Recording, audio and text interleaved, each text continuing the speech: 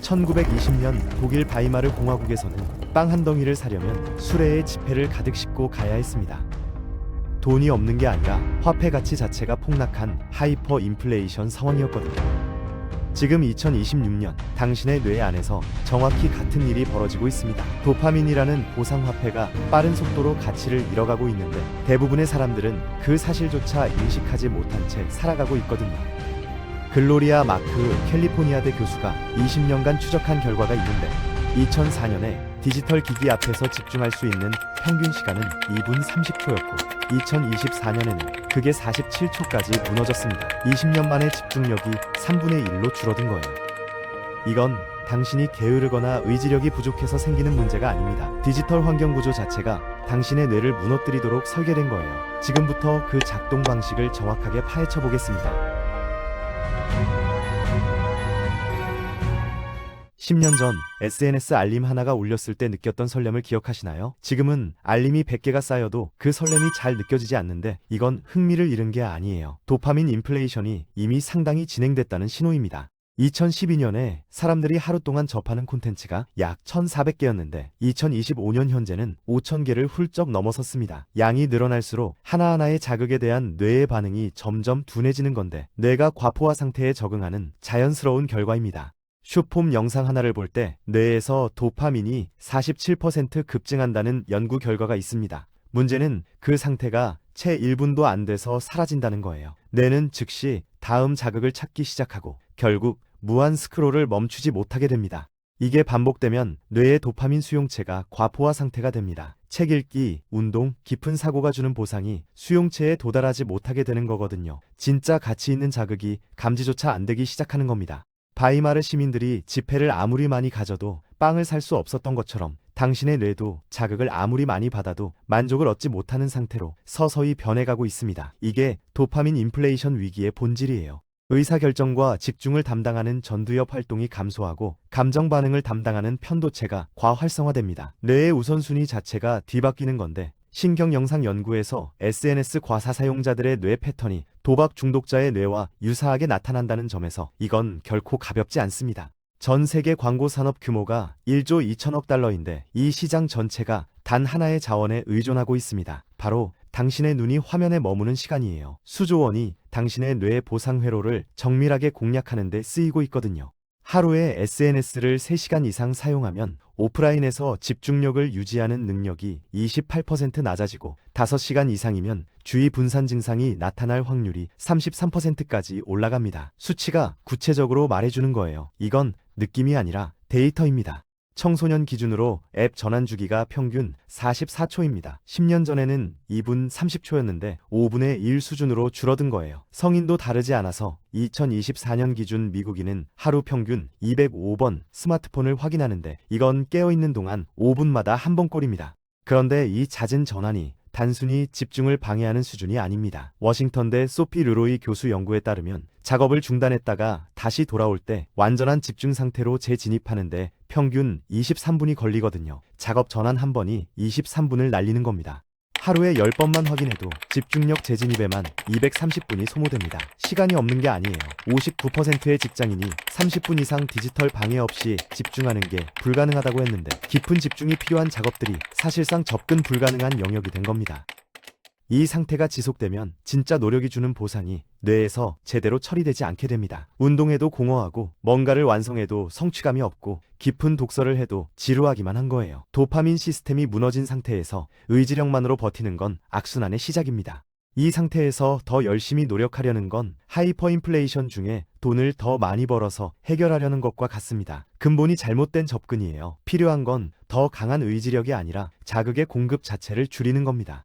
가장 강력한 방법이 바로 하루 20분 무자극 훈련입니다. 스마트폰도 없고 음악도 없고 어떤 외부 입력도 없는 상태로 그냥 조용히 앉아 있는 거예요. 처음에는 이게 예상보다 훨씬 힘들겠지만 그게 정상입니다.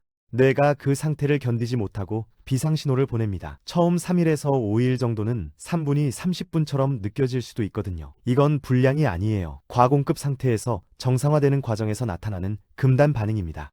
2025년에 발표된 연구에서 스마트폰 인터넷 차단만으로도 집중력이 10년치의 인지 노화를 역전시키는 수준으로 회복됐다는 결과가 나왔습니다. 단순한 디지털 디톡스가 아니에요. 뇌 구조 자체가 재설계되는 거거든요.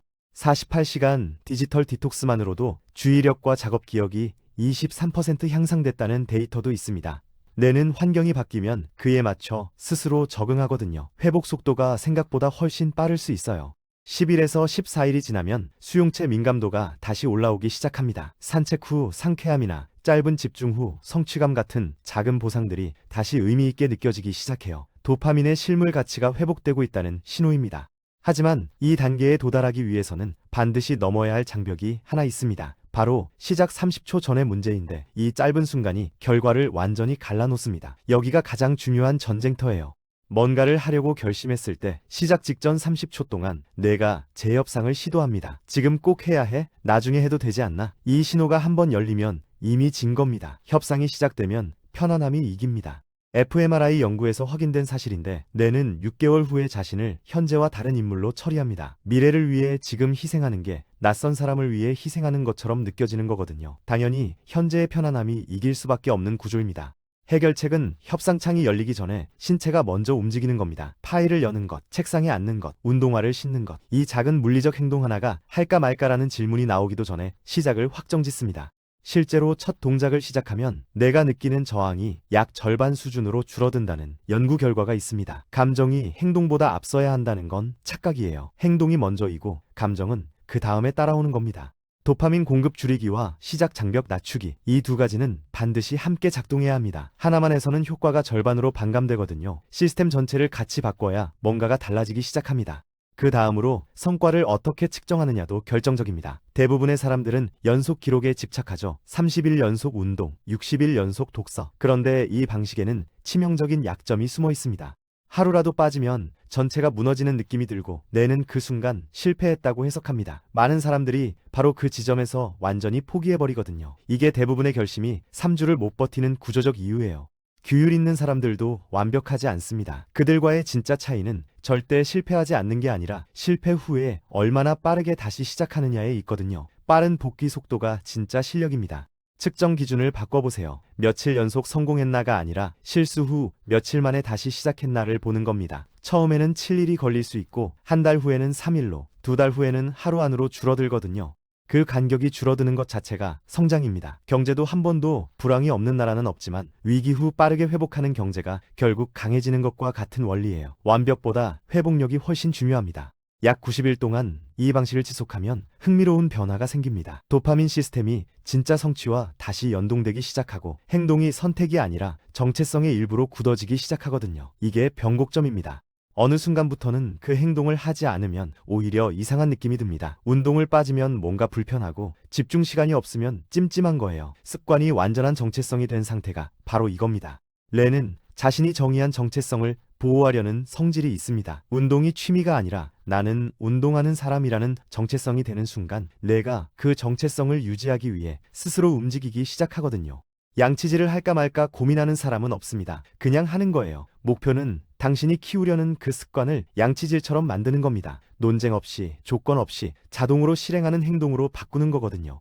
2025년 연구에서 스마트폰 인터넷을 차단한 집단의 집중력 회복 수준이 ADHD와 일반 성인 사이 차이의 4분의 1을 단기간에 역전했습니다. 망가진 게 아니라 잘못된 환경에 적응한 것뿐이에요. 뇌는 살아있습니다.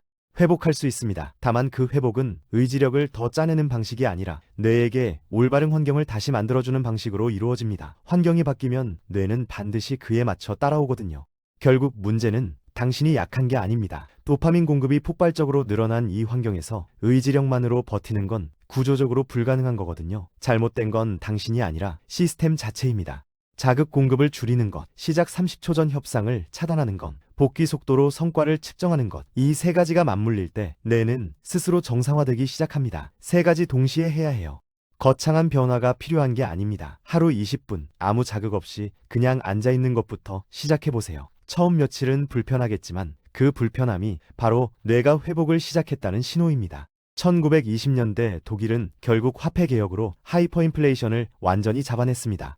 당신의 뇌도 반드시 회복될 수 있어요. 문제는 당신이 아니라 시스템이고 시스템은 바꿀 수 있습니다.